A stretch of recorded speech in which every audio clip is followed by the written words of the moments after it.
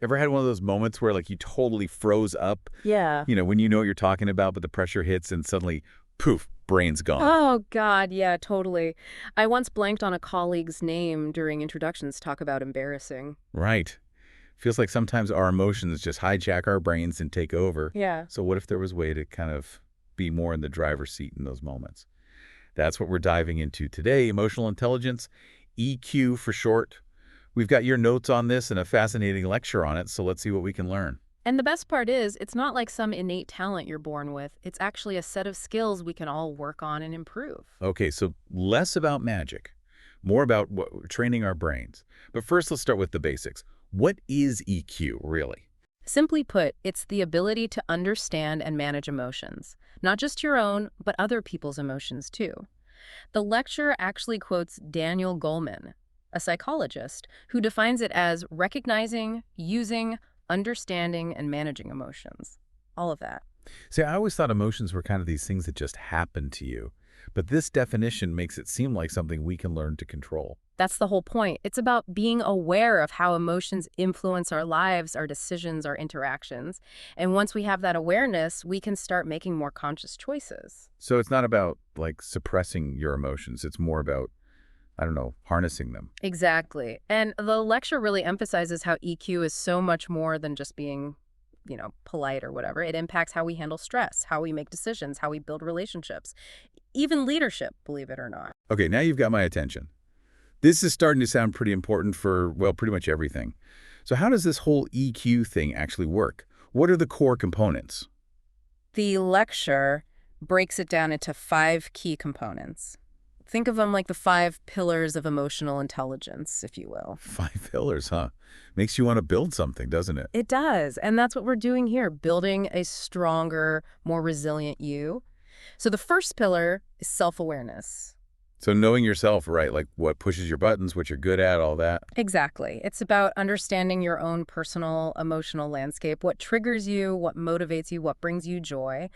And then we have self-regulation, which is... Oh, that's the one I need to work on for sure. I'm kind of a wear my heart on my sleeve type, which, let's be honest, isn't always helpful. Well, that's where self-regulation comes in. It's about managing those impulses, not letting your emotions completely control your behavior. Like you feel that anger bubbling up or that urge to say something you might regret. Self-regulation helps you hit the brakes before you react. Okay, so those first 2 pillars, they're very much about managing yourself, right? Mhm. What about how we deal with, well, other humans? You're right on track. Those next few pillars are all about connection and how we interact with the world around us. And that brings us to motivation. Motivation. And not the, like, go treat yourself kind, Right. right? This is about something bigger. Yeah, exactly. We're talking about that inner drive that pushes you towards your goals, that keeps you going even when things get tough. The lecture calls it intrinsic motivation, finding that satisfaction from within. So less about external rewards, more about that fire in your belly. I like it. What's next? Next up, we have empathy. And that's key for really connecting with people. So, like, if self-awareness is knowing your own map, empathy is knowing how to read everyone else's. Perfect way to put it. It's about stepping outside of your own head, your own experiences, and seeing the world from someone else's point of view. Understanding their emotions, what motivates them, what they struggle with. Which honestly can be tough, Yeah. especially when you're dealing with someone who's coming from a completely different place than you are. Oh, absolutely. But that's kind of the beauty of empathy, right? It helps us Yeah. bridge those gaps, build stronger connections, and even handle conflict better. It's like that saying, everyone's fighting a battle we know nothing about. Empathy helps us remember that. Okay, so we've got those 3. What's the last pillar? Last but definitely not least, we've got social skills. That's all about putting those other 4 pillars into practice when we're interacting with others. So like how we communicate, how we handle disagreements, how we build relationships, all that stuff. Exactly. It's being a clear communicator, listening actively, building trust, building rapport. Basically, it's navigating the social world in a way that's both effective and, well, kind of an art form in itself. Makes sense. So we've got these 5 pillars of EQ, all interconnected. But how does this actually play out in real life? The lecture mentioned a bunch of benefits that come with higher EQ, like what? Well, for one, people with high EQ tend to handle stress better. We all experience stress, but it's about how we respond to it, right? Because they're not letting their emotions get the best of them, they're able to stay calm and think clearly. Exactly. They've got that self-awareness to recognize what sets them off and the self-regulation skills to manage those feelings in a healthy way. So less chance of like a total meltdown when things get chaotic. And how about relationships? I can see how empathy would be huge there. It's essential, really. Empathy lets us build stronger, more authentic connections because we're coming from a place of understanding and compassion. And when conflict inevitably pops up, because let's face it, it always does, especially in relationships. Right. Well, those strong EQ muscles come in handy again. We can communicate our own needs more clearly, we can really listen to the other person's perspective, and hopefully find a resolution that works for everyone involved. So it's not just about avoiding conflict altogether, it's about navigating it more skillfully. Gotcha. Now, the lecture also touched on EQ in a professional setting, and that's something I've always wondered about. Does being good at your job, like, actually require being good with people? Because I always thought it was mostly about skills and experience, but this lecture makes EQ sound pretty important, especially for leaders. Yeah, it totally does. Think about the best boss you've ever had. Chances are they weren't just good at the technical stuff, right? They were probably also great at communicating, building trust with your team, motivating people, all that good stuff. Now that you mention it, my old boss was amazing at handling those, like, tricky personality situations that always come up at work, never took sides, and always made you feel like he actually listened to what you had to say. Sounds like a textbook example of high EQ in action.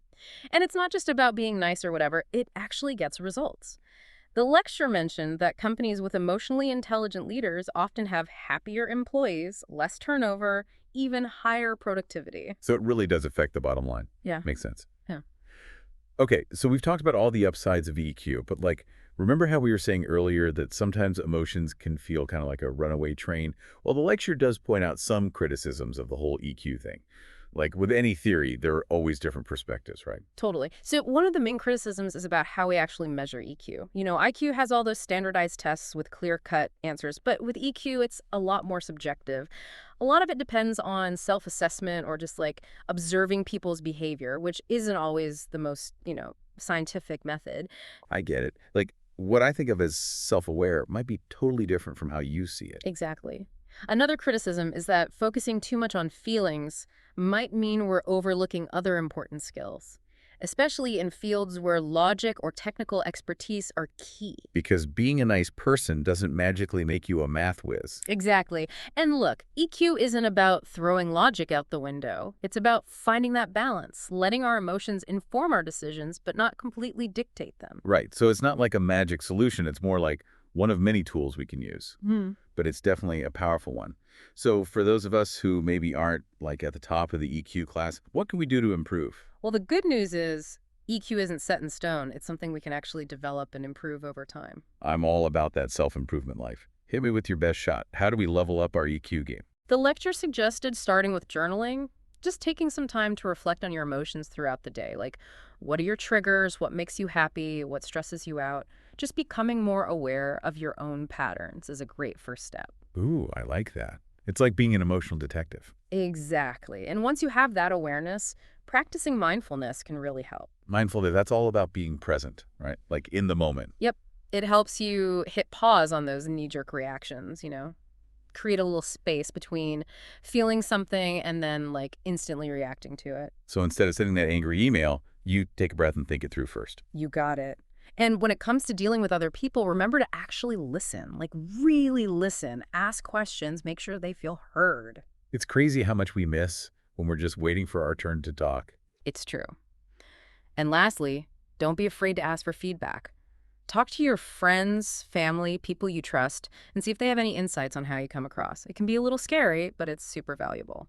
I was just thinking back to that whole choking under pressure thing we talked about earlier, and it made me realize maybe if we get really good at this whole EQ thing, we could actually train ourselves to respond differently. Like instead of panicking, we tap into those EQ skills and navigate the situation in a way that's, I don't know, calmer and more thoughtful. I love that. It really speaks to how EQ isn't about becoming some other person. It's about becoming the best, most emotionally intelligent version of yourself.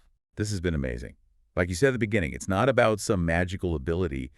It's about understanding this powerful force inside of us, our emotions, and learning how to work with them to create a happier, more fulfilling life. Couldn't have said it better myself. It's definitely a journey, but it's worth it. It really is. And on that note, here's a little something to think about. What if we could somehow take all this EQ knowledge Yeah. and like sprinkle it all over the world? What kind of impact would that have? That's something I'll be pondering for a while.